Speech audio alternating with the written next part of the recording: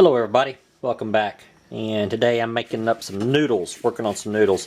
While I was at the deer camp, a guy told me about taking this noodle type stuff, taking a piece of 3/4 inch PVC pipe, gluing a cap on the end of it, inserting it through, and drilling a hole. He said make it about, I guess about an inch or so. And this one here I made like an inch and a half, or an inch, yeah, about an inch and a half longer. Maybe even close to 2 inches.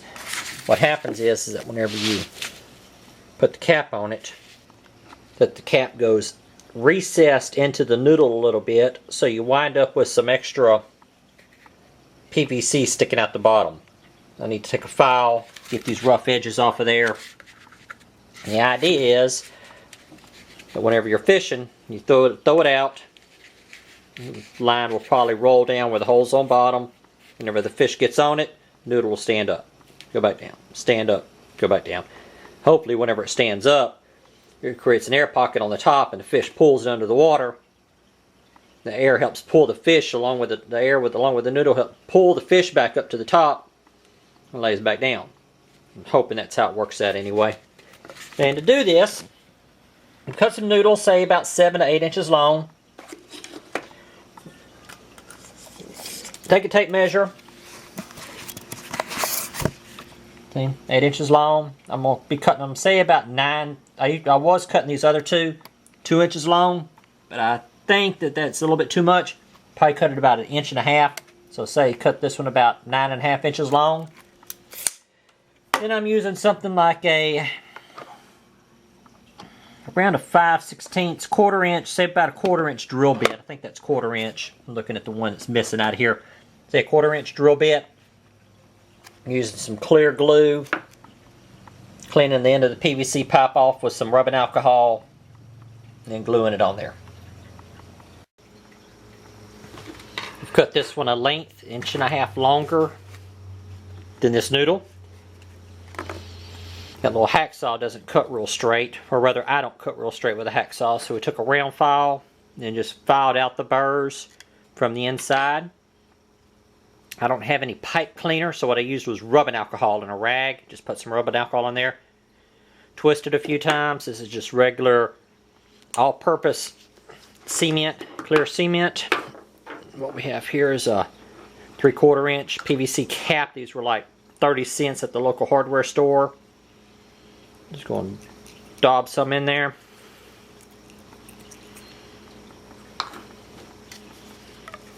Take.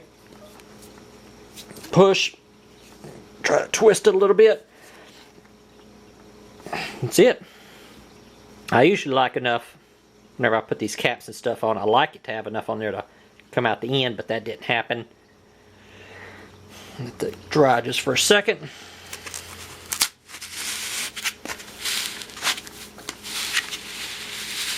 And there we go.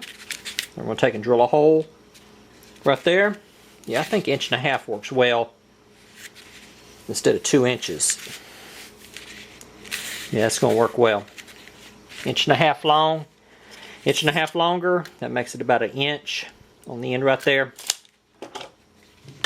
Take my drill. Don't do this while your wife is around. If you do, make sure you clean up your mess.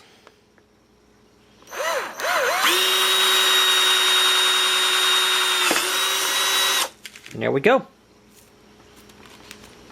Now, these by Texas law have to be white. So I've got some white duct tape I'm going to wrap around it, write my name and telephone number on it, whatever else is required by Texas state law.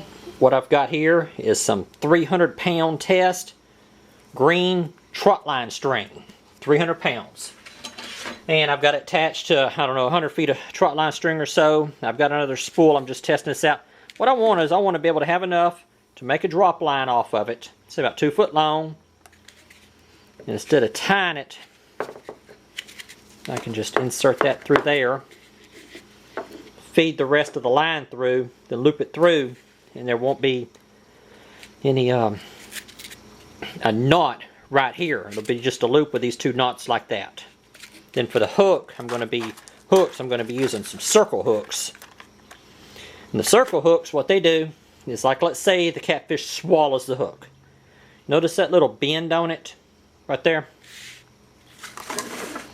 What the circle hook does is if the fish swallows the hook, it's supposed to allow the hook to come back out and then get hooked in the fish's mouth. Now for the knot, all I'm doing is just tying, I don't really know what you'd call it, just tying like a loop.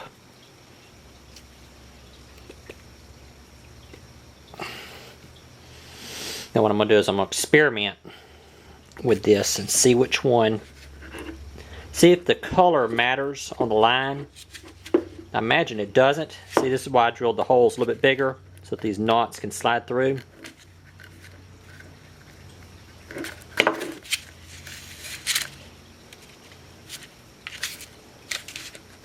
There we go.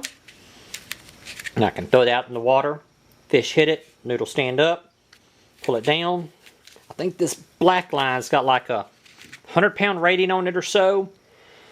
And the eyes of these circle hooks are big enough. I don't have to worry about tying a real knot in it. There we go.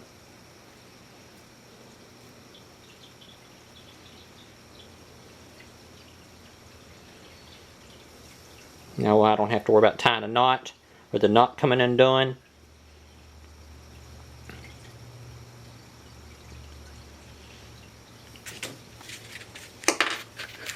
These can be stored in a 5-gallon bucket until they're ready to go on the trip.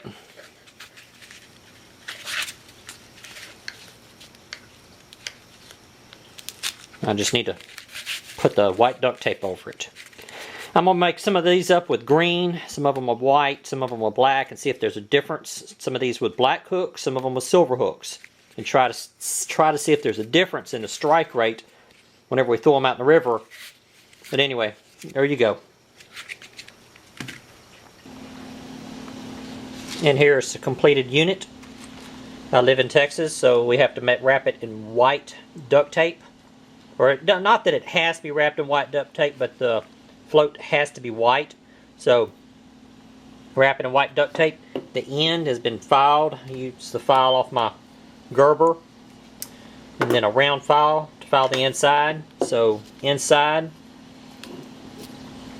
the outside edge, the outside's been filed smooth so there's no rough edges, and 1/4-inch hole drilled in it. Now we just got to take it out on the river and